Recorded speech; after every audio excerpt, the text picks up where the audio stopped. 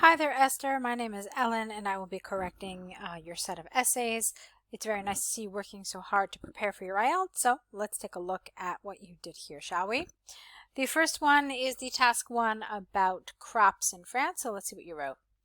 This pie chart is providing information of the crop production in France in the year 2017, exactly carbohydrates as wheat, barley, rice, and corn, and also sugar and cotton. Okay, there are a few things that I would like to change here grammatically and lexically.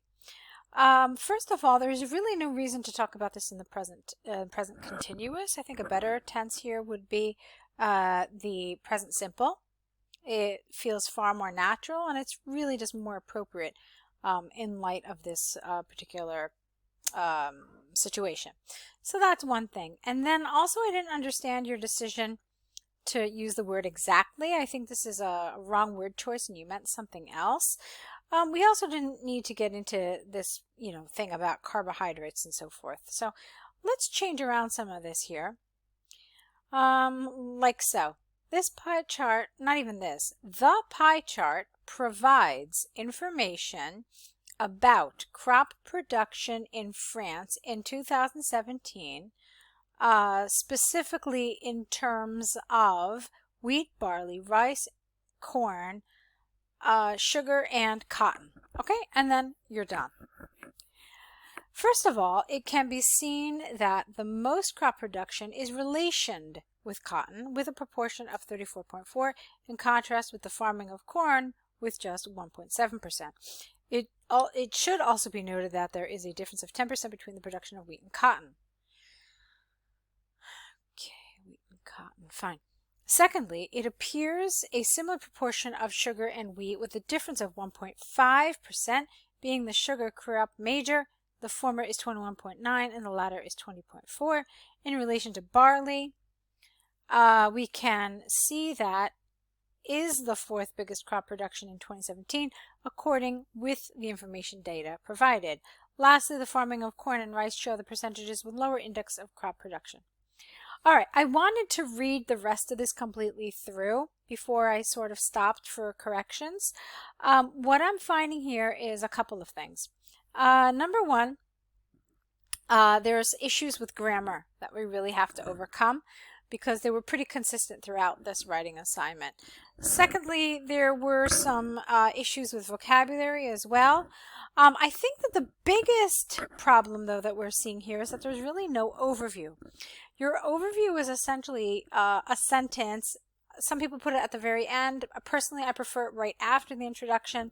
It's supposed to show the main trend that you see, the most obvious thing. And it really is not supposed to contain any data, because when it contains data, it stops being an overview, and it really is essentially part of your details. So that was one thing that was missing for me. There was no sort of statement that summarized the whole chart. So that's one thing. And then, like I said, there were problems with expression, really. I can't just say that it's specifically grammar or vocabulary. It's a little bit of both. So now what we can do is we can go through this again, correcting some of the mistakes that I saw. All right, so why don't we start with that? We already looked at this one, so let's go here. First of all, it can be seen that the majority of crops produced was from cotton with a proportion of 34.4%, in contrast with the farming of corn with just 1.7%. Okay. Now, you decided here to talk about wheat and cotton. So I guess what you're doing in this paragraph is you're talking about the highest, the lowest, and then why are we talking about wheat? Is it the second lowest? It's not. So I'm not sure why you decided to talk about wheat here. If I'm not mistaken, sugar is the second highest. So it's not really clear to us why you're talking about wheat. You're talking about it in relation to cotton. So you haven't really appropriately signposted this. In other words, great, you've brought up wheat, but we really have no idea why. Now, the reason I say that is because you have to assume that the person reading this does not have does not have this image in front of him or her. So they are getting the information about this chart just based on your description of it. So when you suddenly put in here this idea of wheat, we're not really clear as to why. Is wheat the second highest? Is it the third highest? Is it the second lowest? It's really not clear. And so this is something that needs to be. Okay, so your grammar here had problems. Secondly, wheat and sugar had a similar proportion with a difference of only 1.5, with figures of 21.9 for the former and 20.4 for the latter. All right, that would have been a better way of saying this. Okay, but then again, you have to mention here that, you know, we have cotton as the first highest, and then this one is the second highest, and so forth.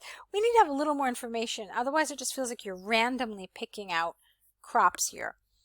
Okay, and I didn't like this. It's the fourth biggest crop production. It is the fourth most produced crop. That's a more appropriate way of saying this. Okay, or it's the fourth most highly produced crop. I mean, there are other ways of saying this that are more accurate, but this definitely felt like it was missing some accuracy here. And it's according to the data provided. You can either say the information or the data, but saying the information data really feels like overkill.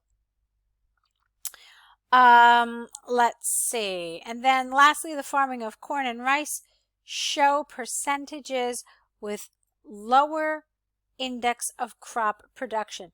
Now, you've already mentioned corn at 1.7%, so now you're mentioning it again, and that also felt kind of strange. You didn't really tell us anything about rice as far as I could tell. You should have. You know, this is a chart only with 6 pieces of data. So I think it is important to provide the information about all of them. It's not enough to just say that rice was one of the lowest produced, but give me a little more information about it. Okay? So there are definitely some issues with this. Like I said, the thing that would most definitely affect your score is the not having an overview here. That's really, really important. Okay, but other than that, I felt like some of the grammar and some of the vocabulary, primarily grammar, I think, was a little, created some problems. Okay? Meanwhile, let's look at your task 2 now, about staying in the same job for the rest of their lives. Do you agree or disagree that they should switch jobs or that they should stay? What do you think? Here's what you wrote. Nowadays, there is a lot of people, well, it should be there are a lot of people, who want to stay in the same occupation, holding the same position for the rest of their lives because they want permanent jobs, ensuring a monthly income. Careful, you missed an N here. But where is the opportunity of discover something different? We are living in a world which is chanting every day. Why not to take responsibility for a big change according with our own careers, or even try something new and bring renewed stuff to our lives? This essay will provide strong reasons to support this idea of modification or switching jobs, at least one during our career. For that, I will give my own experience. All right, so again, we're dealing with grammar. The good news is that it's clear what your position is. You made that very clear, and that's important. It's important if you're trying to get at least, you know, if you're trying to get a 7 or something close to a 7, you need to do that. You need to express your opinion. You need to basically answer whatever the question is. You need to address that answer in your introduction. You did that, and so that was good. But a lot of the grammar throughout this introduction is problematic. The good news is that it didn't create a lack of coherence. I was able to understand what you were trying to say, even though there wasn't really a lot of fluency in the expression. So that's what we're going to try to fix here. Okay? So again, let's look at it again and try to change some of those mistakes.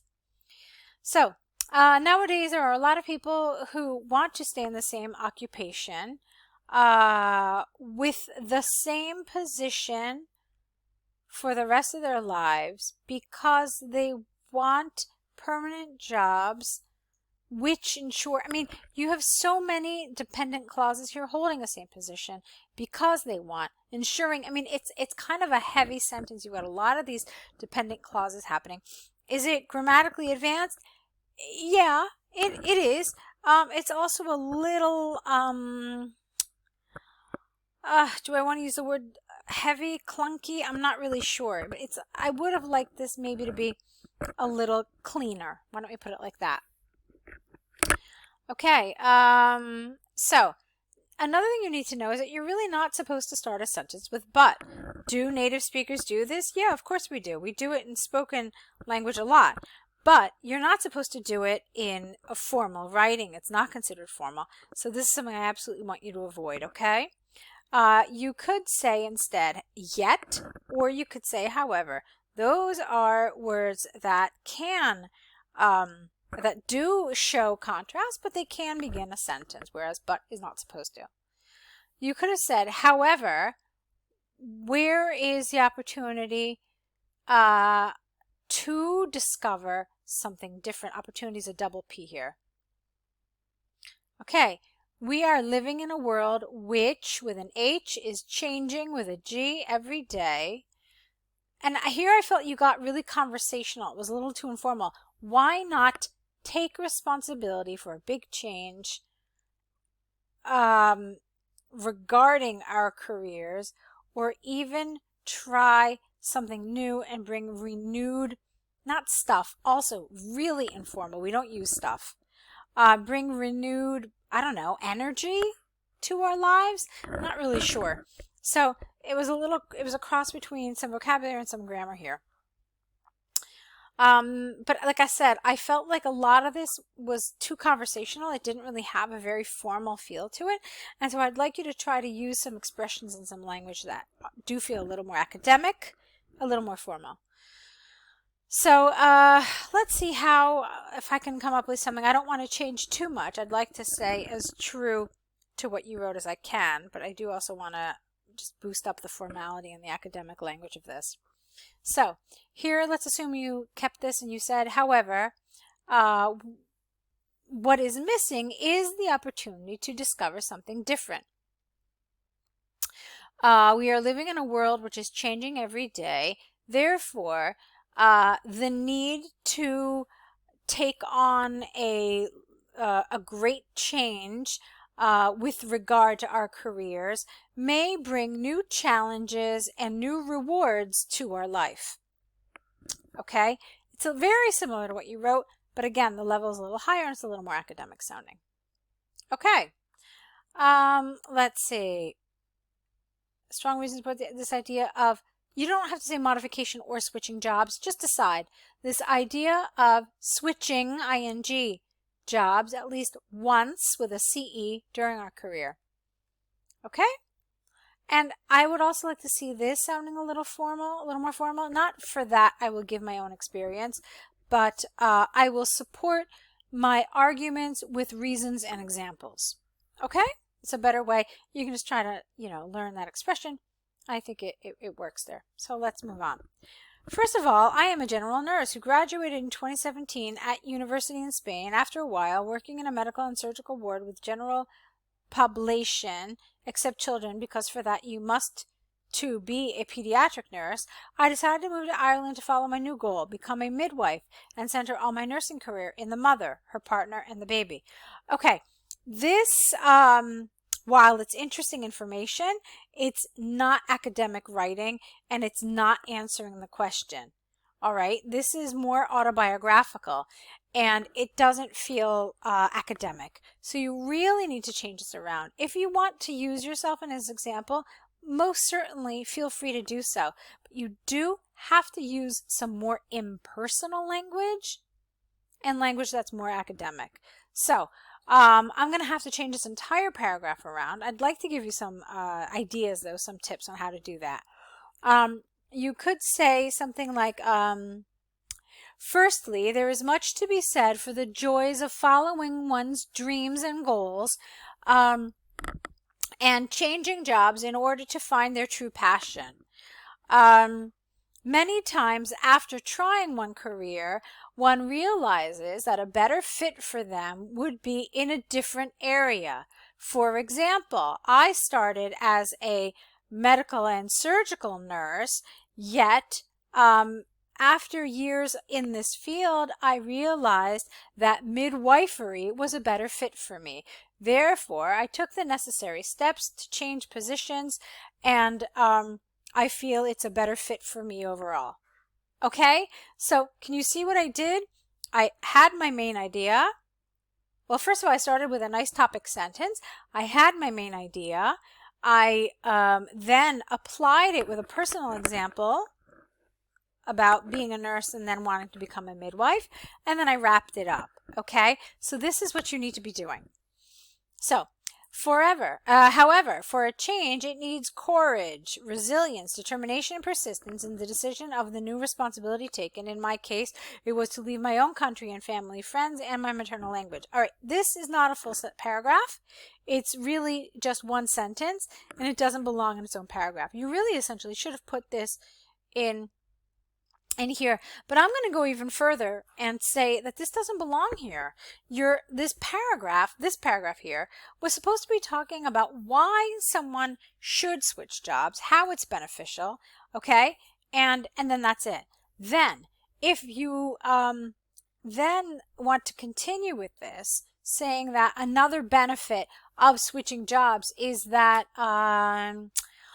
I don't know, you learn new people, it widens your experience and helps you grow as a person and as a professional.